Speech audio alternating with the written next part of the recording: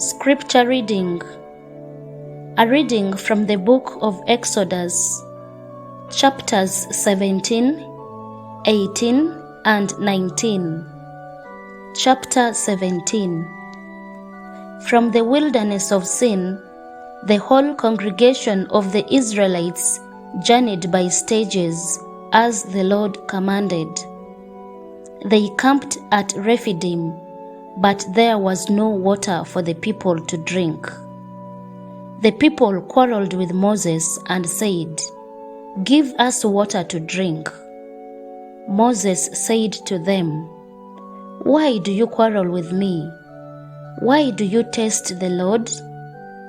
But the people thirsted there for water, and the people complained against Moses and said, "Why did you bring us out of Egypt? To kill us and our children and livestock with thirst?" So Moses cried out to the Lord, "What shall I do with these people? They are almost ready to stone me." The Lord said to Moses, "Go on ahead of the people and take some of the elders of Israel with you. Take in your hand the staff with which you struck the Nile and go. I will be standing there in front of you on the rock of Horeb. Strike the rock, and water will come out of it, so that the people may drink." Moses did so in the sight of the elders of Israel. He called the place Massah and Meribah, because the Israelites quarreled and tested the Lord, saying, "Is the Lord among us or not?" Then Amalek came and fought with Israel at Rephidim. Moses said to Joshua, "Choose some men for us and go out, fight with Amalek. Tomorrow I will stand on the top of the hill with the staff of God in my hand." So Joshua did as Moses told him and fought with Amalek, while Moses, Aaron, and Hur went up to the top of the hill. Whenever Moses held up his hand, Israel prevailed, and whenever he lowered his hand, Amalek prevailed. But Moses' hands grew weary, so they took a stone and put it under him, and he sat on it. Aaron and Hur held up his hands, one on one side, and the other on the other side, so his hands were steady until the sun set. And Joshua defeated Amalek and his people with a sword.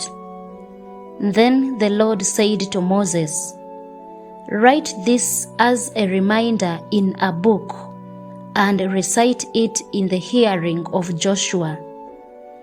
I will utterly blot out the remembrance of Amalek from under heaven." And Moses built an altar and called it, "The Lord is my banner." He said, "A hand upon the banner of the Lord. The Lord will have war with Amalek from generation to generation."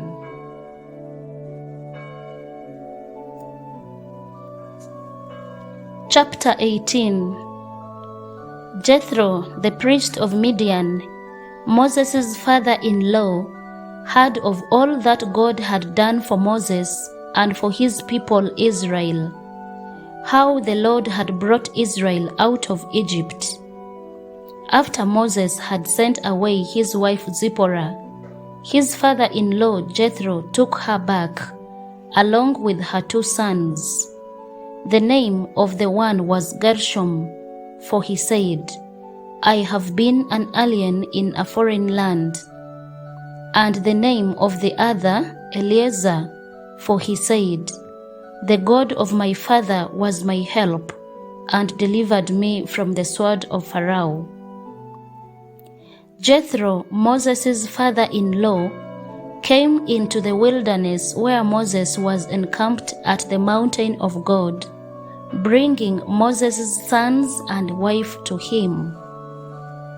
He sent word to Moses, "I, your father-in-law Jethro, am coming to you with your wife and her 2 sons." Moses went out to meet his father-in-law. He bowed down and kissed him. Each asked after the other's welfare, and they went into the tent. Then Moses told his father-in-law all that the Lord had done to Pharaoh and to the Egyptians for Israel's sake, all the hardships that had beset them on the way, and how the Lord had delivered them. Jethro rejoiced for all the good that the Lord had done to Israel in delivering them from the Egyptians. Jethro said, "Blessed be the Lord, who has delivered you from the Egyptians and from Pharaoh. Now I know that the Lord is greater than all gods, because he delivered the people from the Egyptians when they dealt arrogantly with them." And Jethro, Moses' father-in-law, brought a burnt offering and sacrifices to God. And Aaron came with all the elders of Israel to eat bread with Moses' father-in-law in the presence of God. The next day, Moses sat as a judge for the people, while the people stood around him from morning until evening. When Moses' father-in-law saw all that he was doing for the people, he said, "What is this that you are doing for the people? Why do you sit alone while all the people stand around you from morning until evening?" Moses said to his father-in-law, "Because the people come to me to inquire of God.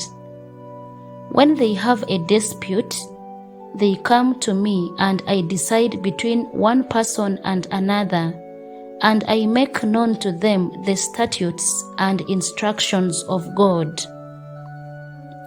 Moses' father-in-law said to him, "What you are doing is not good.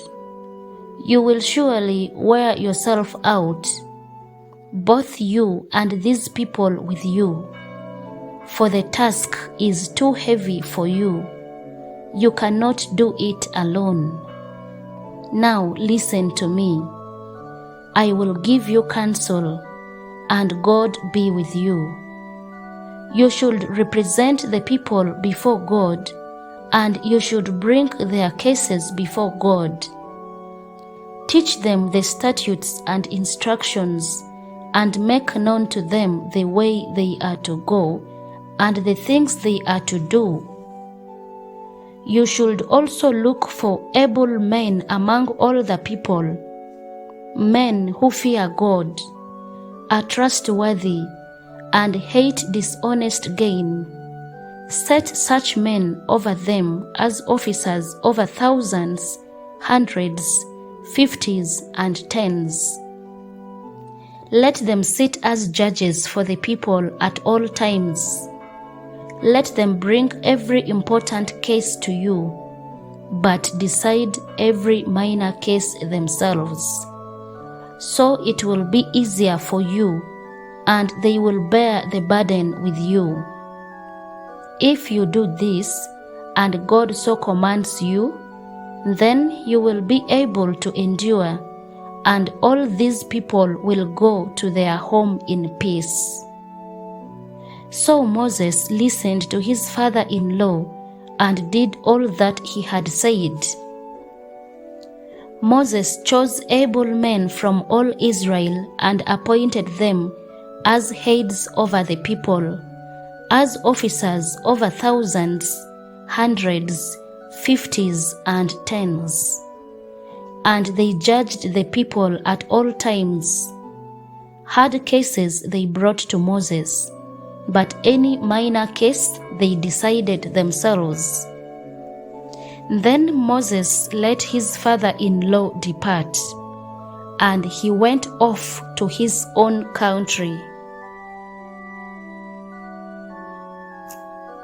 Chapter 19. On the third new moon, after the Israelites had gone out of the land of Egypt, on that very day, they came into the wilderness of Sinai. They had journeyed from Rephidim, entered the wilderness of Sinai, and camped in the wilderness. Israel camped there in front of the mountain. Then Moses went up to God. The Lord called to him from the mountain, saying, "Thus you shall say to the house of Jacob, and tell the Israelites, you have seen what I did to the Egyptians, and how I bore you on eagle wings and brought you to myself. Now therefore, if you obey my voice and keep my covenant, you shall be my treasured possession out of all the peoples. Indeed, the whole earth is mine, but you shall be for me a priestly kingdom and a holy nation. These are the words that you shall speak to the Israelites." So Moses came, summoned the elders of the people, and set before them all these words that the Lord had commanded him. The people all answered as one, "Everything that the Lord has spoken, we will do." Moses reported the words of the people to the Lord. Then the Lord said to Moses, "I am going to come to you in a dense cloud, in order that the people may hear when I speak with you, and so trust you ever after." When Moses had told the words of the people to the Lord said to Moses, "Go to the people and consecrate them today and tomorrow. Have them wash their clothes, and prepare for the third day, because on the third day the Lord will come down upon Mount Sinai in the sight of all the people. You shall set limits for the people all around, saying, 'Be careful not to go up the mountain or to touch the edge of it.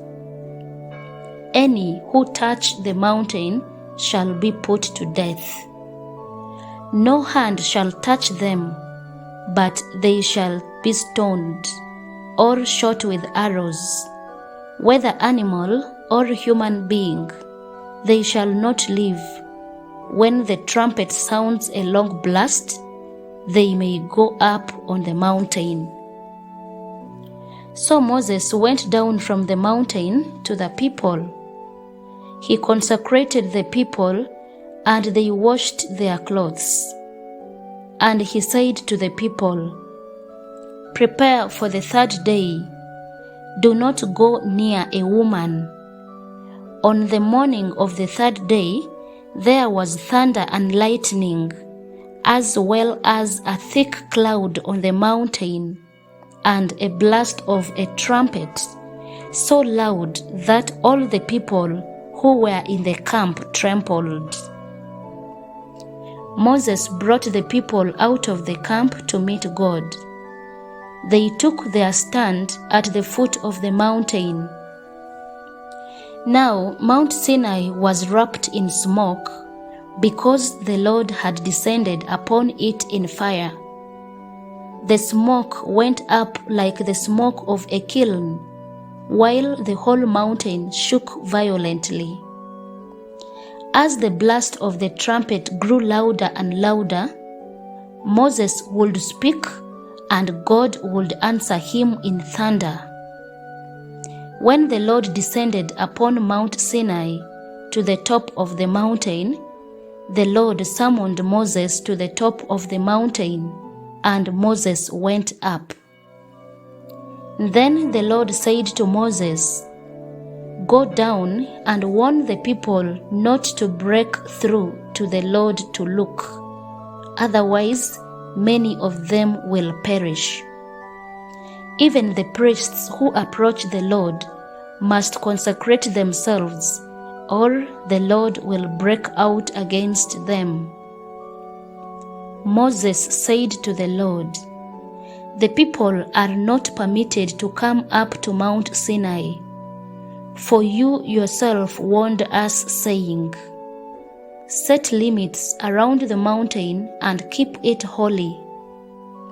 The Lord said to him, "Go down and come up, bringing Aaron with you, but do not let either the priests or the people break through to come up to the Lord, otherwise he will break out against them."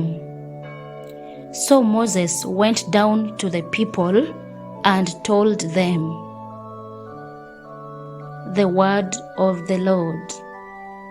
Thanks be to God.